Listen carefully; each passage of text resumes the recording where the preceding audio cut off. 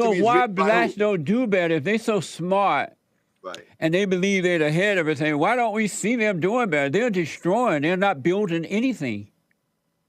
Well, Aha. go White ahead. people who are alive today has nothing to do with the condition of the blacks.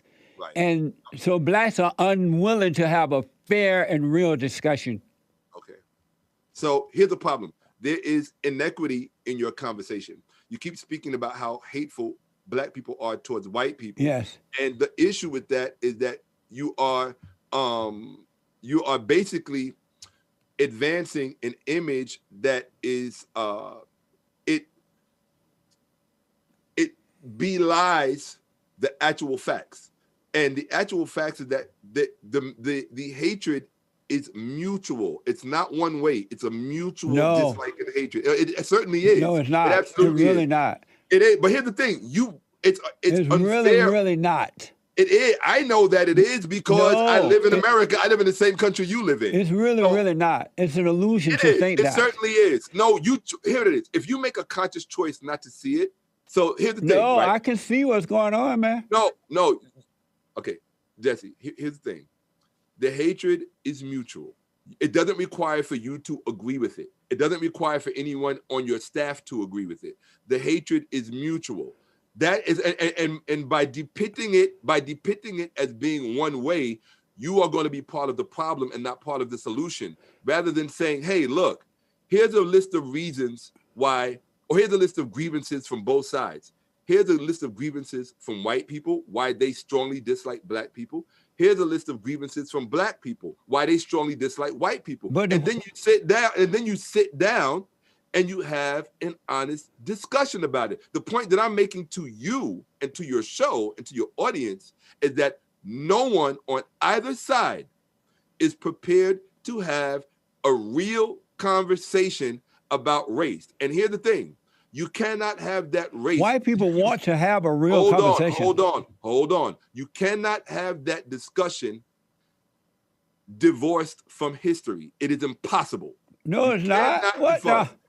You cannot have that discussion divorced from history. And I'll tell you why. Because people are walking around with racial illusions and racial delusions in their mind. That includes you. That includes your staff. No. That includes people that follow me. 1 second.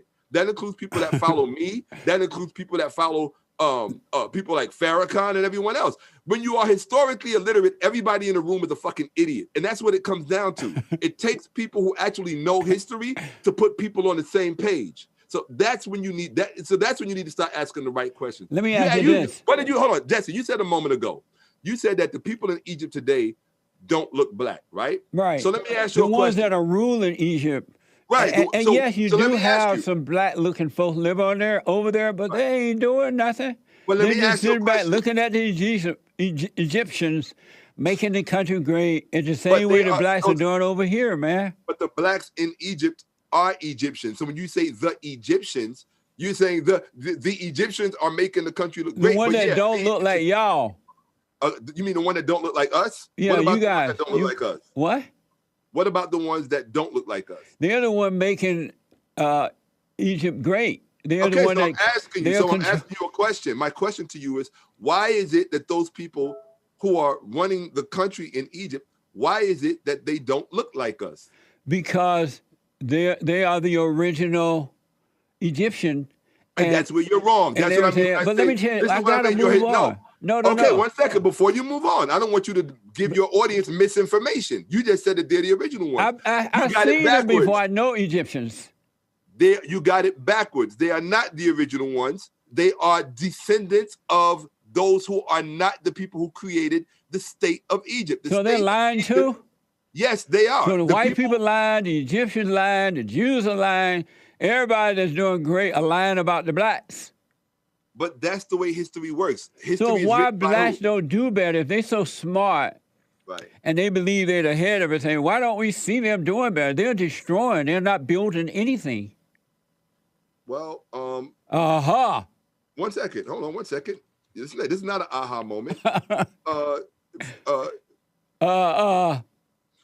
First of all, you say that they're not building anything. They're destroying. Look what they're doing to America.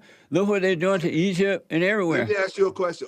blacks in Egypt are destroying Egypt? Yeah, The meaning black that they ain't doing nothing over there. Just sitting back looking at the Egyptians working hard and doing their thing. Why All right. aren't blacks doing better if they're so smart? You said, why aren't blacks doing better if they're so smart? Yes. Okay. Doing better by whose terms and whose standards? By their own turn, or by the country that they live in, or by other people. Right. They just build ghettos and they get in it, they destroy white people, good Okay, stuff. hold on 1 second. You said black people build ghettos? Yeah. I've never seen a black person build a ghetto. Well, you've been in That's something Africa I too haven't long seen. now. You need to I've been look where? around. No, hold on. Look what they just did to the country. They burned down buildings. They destroyed businesses. They You know something? killed cops. I'm going to say something. They- You had a guest on. 1 second. You had a guest on the other day. And I don't know if it was the other day because I watched your show, a few of them, just to get Right. to know you a little bit better. I didn't want to prejudge you. And one of your guests was a Jewish professor who grew up in Lebanon. And I really enjoyed the interview. But the one thing that I noticed about the interview is that you interact differently with different guests. You afforded him a certain level of respect and a certain level of deference that I don't see you give to other guests. Other guests you don't take seriously. You will insult their intelligence, and you'll basically disrespect the discourse. And I think that that's unfair, right? And so I think that the same type of respect that you afforded him and that you extended to him, I think that you should extend that to all your guests because your audience will be the richer for it. You allowed him a graceful measure of time in which to respond to your questions so that people could really be informed. So he described the experience of the Jews in Lebanon and how they were at a disadvantage because of their numbers, right? And so if you look at but you black know what it people in is? Some America- people go like they talk too long and I'm running out of time. Okay, no, I respect that. I And respect so that. But it's if you not- look but at I the black feel the people in same- America, But I have no resentment or anger toward any of my guests or anyone, right? And so Okay. it's just you deal with different personalities and okay, you have different okay, conversations. I can respect that. I Yeah. can respect that. So with my personality, if you ask me a question, what I want to do is I want to try to be, the reason I don't rush to answers, especially when somebody's asking me a question like what you asked me about black people, why aren't we doing better, right?